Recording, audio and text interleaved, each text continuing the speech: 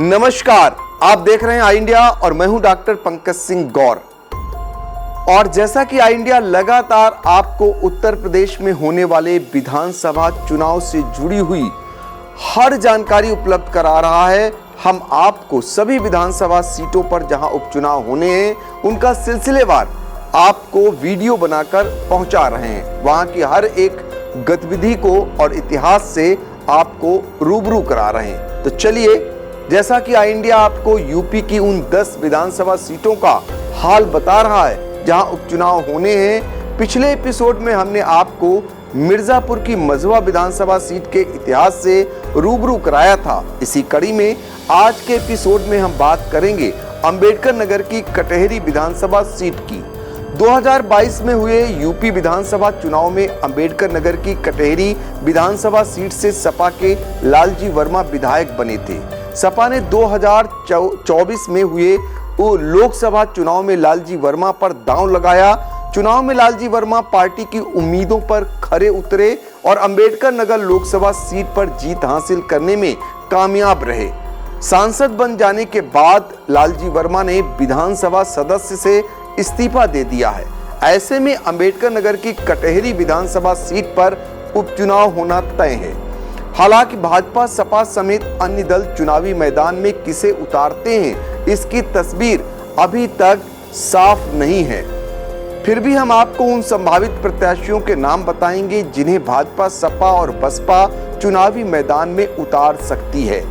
आइए अब आपको कटहरी विधानसभा सीट के इतिहास से पहले रूबरू कराते हैं। यूपी में भले ही बीजेपी के सियासत का डंका बज चुका है, लेकिन अंबेडकर नगर की कटहरी विधानसभा सीट बीजेपी के लिए ऊसर बन गई है। यह एक ऐसी विधानसभा सीट है जहां पर बीजेपी अब तक सिर्फ एक बार 1991 के विधानसभा चुनाव में जीत हासिल कर सकी है।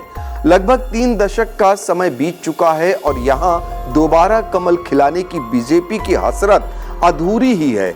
कटहरी विधानसभा सीट बहुजन समाज पार्टी का भी मजबूत गढ़ रही है। 1991 के बाद हुए 6 में से 5 बार इस सीट पर चुनाव में बसपा के उम्मीदवारों को ही जीत मिली है। चुनावी अतीत की बात करें तो इस सीट से 1977 और 1985 में जनता पार्टी, 1989 में जनता दल के टिकट पर रविंद्रनाथ तिवारी विधायक निर्वाचित हुए थे, जबकि 1991 में बीजेपी के अनिल कुमार तिवारी चुनाव जीते थे। कटहरी विधानसभा सीट से 1993 में पहली बार बसपा को ही जीत मिली थी। तब पार्टी के टिकट पर रामदेव वर्मा विधायक बने थे। इसके बाद 1996, 2002 और 2007 के विधानसभा चुनाव में बसपा के टिकट पर धर्मराज निषाद जीत की हैट्रिक लगाने में सफल हुए थे। 2012 में बसपा की जीत के सिलसिले पर समाजवादी पार्टी ने ब्रेक लगाया और सपा के शंखलाल माझी कटहरी सीट से जीतकर विधानसभा पहुंचे। 2017 के विधानसभा चुनाव में जब यूपी में भाजपा का कमल खिला, तब बसपा ने इस सीट पर वापसी करते हुए जीत हासिल की और पार्टी के टिकट पर लालजी वर्मा विधायक बने। लेकिन 2022 के चुनाव में कटहरी विधानसभा सीट सपा के खाते में चली गई और पार्टी के सिंबल पर लालजी वर्मा विधायक बने। हाल ही में हुए लोकसभा चुनाव में लालजी वर्मा के सांसद बन जाने के बाद यहां पर उपचुनाव होना है, जिसमें भाजपा इस सीट पर अपनी पहली जीत की तलाश में है, जबकि सपा लगातार दूसरी बार यहां से अपने विधायक को जीत दिलाने की तैयारी में है। वहीं बसपा भी इस सीट पर अपनी खोई बादशाहत वापस पाना चाहती है। आइए अब बात करते हैं कटहरी विधानसभा सीट के सामाजिक ताने बाने की। कटहरी विधानसभा सीट की गिनती उन सीटों में की जाती है जहां दलित मतदाताओं की तादाद अधिक है।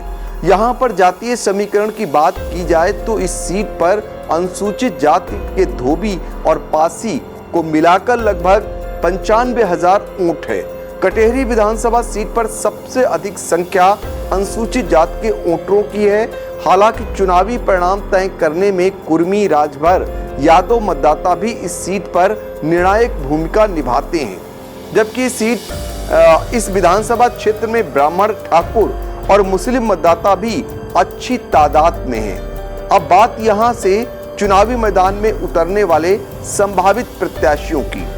कटहरी विधानसभा सीट से भारतीय जनता पार्टी की तरफ से 4 नाम सामने आ रहे हैं। इनमें पहला नाम अवधेश द्विवेदी, दूसरा पूर्व जिला अध्यक्ष रमाशंकर सिंह, तीसरा पूर्व मंत्री धर्मराज निषाद और चौथा नाम छोटे पांडे का है।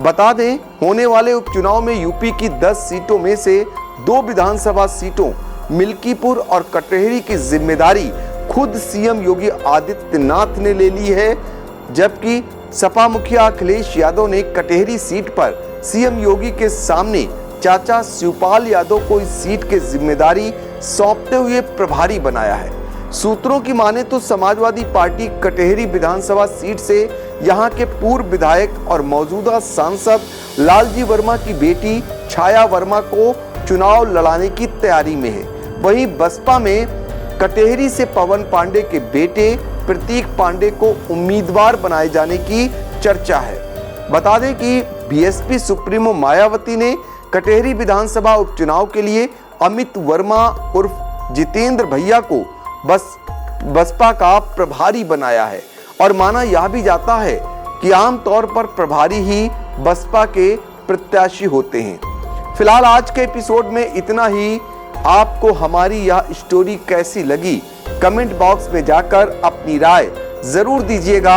एपिसोड के अगले अंक में आई इंडिया आपको मुरादाबाद जिले की कुंदरकी विधानसभा सीट से रूबरू कराएगा।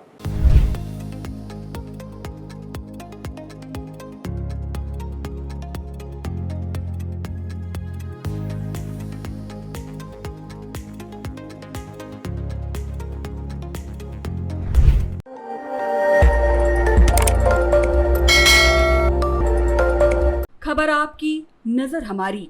देखते रहिए आई इंडिया।